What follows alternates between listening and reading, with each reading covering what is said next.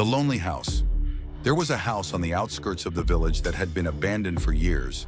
Everyone talked about it, saying, "There's something in that house," but no one ever dared to go near it.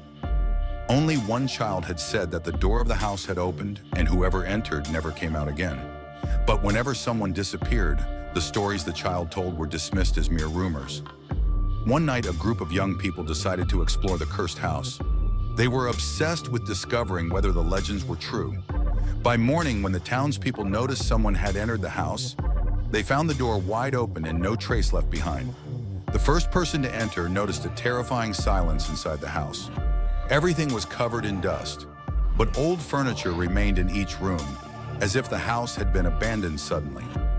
In one room, an old footprint was visible, leading into the room, but it suddenly disappeared.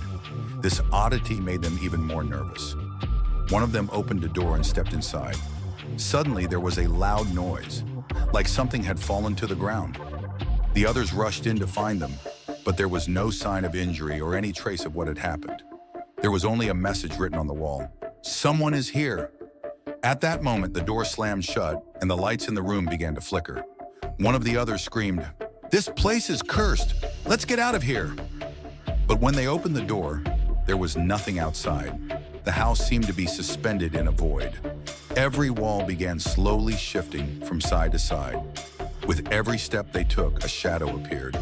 As they ran, eyes began to form in the walls of the house. These eyes followed them, watching their every move.